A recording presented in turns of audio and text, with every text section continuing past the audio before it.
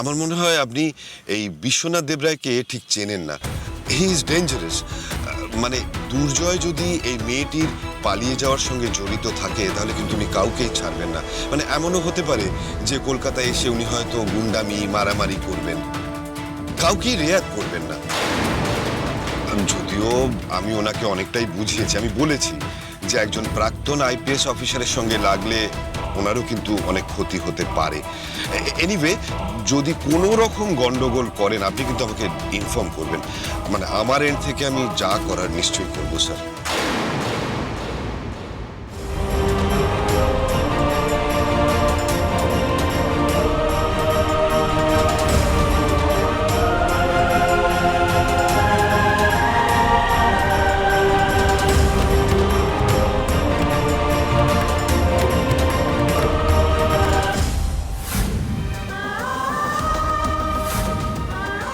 আমার তোমার সাথে কোনো সম্পর্ক নেই।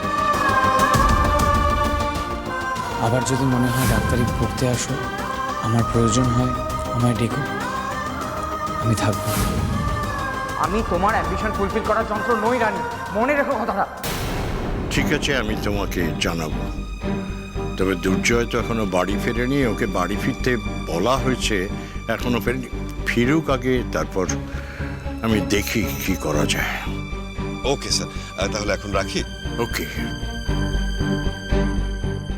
বাবা কি বললো ওরা? রিতমরা বাড়ি আসছে? হ্যাঁ, অফিসার নিজে সঙ্গে করে ওদের নিয়ে আসছে। এই শোন, একটা কাজ করতো, জয়কে একটা ফোন কর। ওকে বল যদি কাজকর্ম শেষ হয়ে গিয়ে থাকে তাহলে এতটুকু সময় নষ্ট না করে যেন এক্ষুনি বাড়ি ফিরে আসে।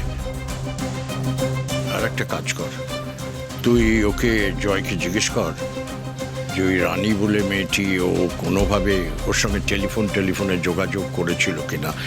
যদি করে থাকে তাহলে মেয়েটা কোথায় সেটা জানাটা খুব জরুরি, নাহলে এই ঝামেলা থেকে তো বেরোনো যাবে না।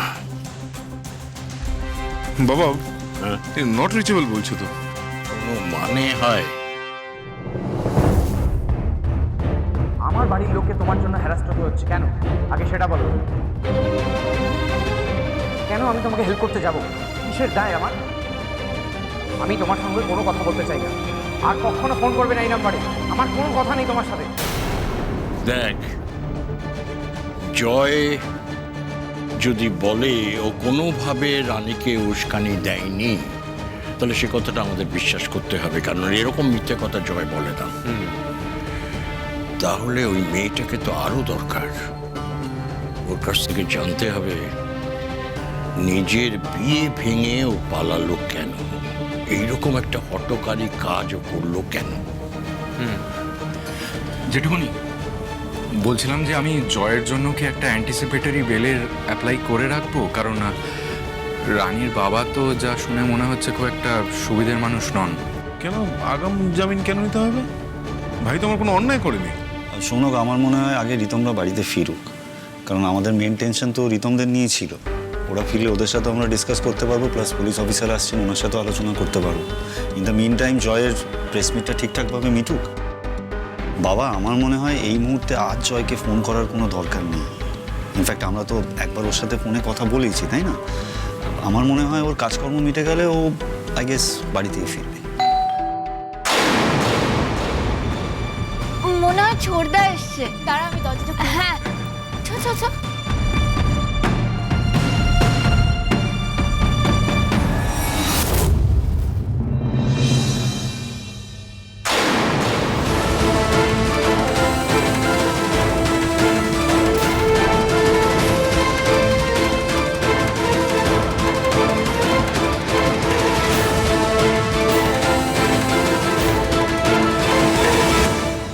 রানী, তুমি এখানে? হ্যাঁ অনিকদা, আমি আজ এই বাড়ির সিনিয়রদের সঙ্গে কথা বলতে এসেছি। দুর্জয়ের মা বাবার সঙ্গে কথা বলতে চাই, জেঠু জেঠুমার সঙ্গে কথা বলতে চাই। আমি কি ভেতরে আসতে পারি? হ্যাঁ, অবশ্যই পারো, অবশ্যই। এসো, ভেতরে এসো। একটা কাজ করতো, বিনায়ককে কেউ একজন ফোন কর। বলো ওই পুজোর মিটিংও পরে হবে, এক্ষুনি একবার আসতে এসো, ভেতরে এসো, বসো। রানী কি ব্যাপার, কি হচ্ছে নাকি? আমরা তো কিছুই বুঝতে পারছি না। তুমি বিয়ে না করে পালিয়ে এলে কেন এখানে? তুমি কি জানো তুমি চলে এসেছো বলে সেজদা সেজু বৌদিকে তোমার বাবা দাদারা আটকে রেখেছিলেন? অ্যাক্সিডেন্ট তোমাকে এখানে ছড়তে আসতে বলেছে। রানী তুমি এখানে কি করছো? এক মিনিট। কিন্তু রানী, জয় বলল যে ও তোমাকে এরকম কিছু বলেনি। হ্যাঁ মানে তুমি হঠাৎ করে এরকম একটা কাজ করলেই বা কেন, আর জয়ের নাম হঠাৎ নিলেই বা কেন? তোরা একটু চুপ করবি? পর ওকে প্রশ্ন করে যাচ্ছিস, মুখে বলতে দে। রানী বাড়ি থেকে পালিয়েছে, এটা তো শোনা কথা। এখন চাক্ষুষ কি দেখছিস? ও শটাং এই বাড়িতে চলে এসেছে। সত্যি কথা বলতেই তো হয়, ও সৎ সাহস আছে। সৎসাহস না বাবা, এটাকে বলে দুঃসাহস। নয়তো ছেলেটা সবে স্টেজে উঠে স্পিচ দেবে, ঠিক তখনই ওকে ফোন করতে হলো, ডিস্টার্ব করতে হলো কথাগুলো বলে। সবাই জানে যে জয়ের মাথা গরম, ও কন্ট্রোল করতে পারে না নিজের রাগ, আর ঠিক সেটাই হলো, একটা বিচ্ছিরি সিন ক্রিয়েট হলো প্রেস মিটে। মানে কি হয়েছে? কেন তোমরা জানো না? কেউ নিউজ দেখোনি? দেখো না চালিয়ে।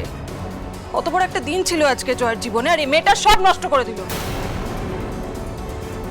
আরে জানলে বলো না কি হয়েছে। আমি কেন বলবো? আমার কথা তোমরা কেউ বিশ্বাস করো? নিজেরা দেখে নাও কি হলো।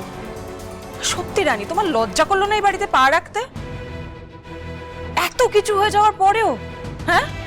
আমার আরেক দেওরকে তোমার বাবা সবাই মিলে আটকে রাখলো, তারপরেও তুমি কি করে আমাদের বাড়িতে পা রাখলে বলো তো? আশ্চর্য হয়ে যাচ্ছি আমি। অবশ্য একদিক দিয়ে ভালো হয়েছে, খুব ভালো হয়েছে তুমি এসেছো। ওমা, রানী তুমি কখন এলে? দেখে আজকে কে আমায় আটকায়। তো আমি এমন শিক্ষা দেবো না রানী, সারা জীবন মনে রাখবে তুমি।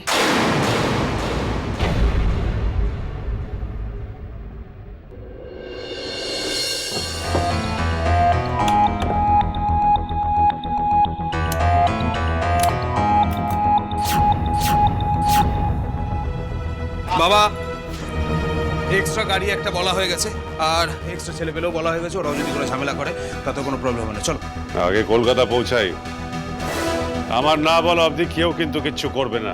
ঠিক আছে বাবা, বাবা আমি অনুরোধ করছি বাবা, আমি আপনার পায়ে পড়ছি বাবা। বাবা, রানী আমাদের মেয়ে, দুর্জয় তো হসপিটালে আছে, ওর একটা খোঁজ পাওয়া গেছে বাবা, কিন্তু আমাদের মেয়েটার তো কোনো খোঁজ পাওয়া যায়নি বাবা। আপনি তো নিজেই খবরে শুনলেন, বলুন না। আসল খবরটা না শুনে তো তুমি ছুটতে ছুটতে চলে এলে দিদি ভাই।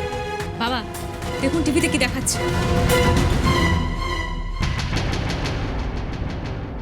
বি হেলথি নার্সিং হোম কর্তৃপক্ষ নিশ্চুপ থাকলেও ঘটনাটি কারোর অজানা নয়, কারণ যেটা ঘটেছে গোটা মিডিয়ার সামনে ঘটেছে।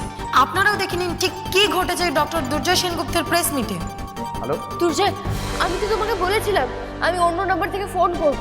ওকে বললাম তো আমার এখন কথা বলা সম্ভব নয়, ফোনটা রাখো প্লিজ দুর্জয়, আমি খুব অসুবিধায় পড়েছি। অ্যাটলিস্ট একটা হোস্টেল খুঁজে দাও প্লিজ। এই শহরে আমি কিচ্ছু চিনি না। আমি বাড়ি থেকে চলে এসেছি দুর্জয়, থাকার জায়গা চাই আমার। তুমি বাড়ি থেকে পালিয়ে এসছো কেন? আরে ম্যাম, তোমার এই ব্যবহারের পর আমি আর কোথাও যাব না, সোজা তোমার বাড়ি যাব। ডক্টর দুর্জয় সেনগুপ্তর ফোনে এক অজ্ঞাত মহিলার ফোন আসে, সেই ফোন আলাপি আপনারা শুনলেন। এরপর প্রেস কনফারেন্স বন্ধ করে দিতে বাধ্য হন নার্সিংহোম কর্তৃপক্ষ, কারণ ডক্টর দুর্জয় সেনগুপ্ত আর কথা বলার মতো অবস্থায় ছিলেন না। কে এই মেয়েটি? কি সম্পর্ক ডক্টর দুর্জয় সেনগুপ্তের সঙ্গে? কেন এরকম একটা ঝগড়া পাবলিকলি করলেন তারা, সেটা এখনো জানা যায়নি। মেয়েটির কোনো খোঁজও পাওয়া যায়নি, তবে জানা গেছে মেয়েটির নাম রানী। যে কথোপকথনের ফুটেজ আপনারা দেখলেন সেটা শুনে এই প্রশ্নই উঠে আসছে যে ডক্টর দুর্জয় সেনগুপ্ত এই রানী বলে মেয়েটিকে বিবাহের প্রতিশ্রুতি দিয়ে ঠকায়নি তো?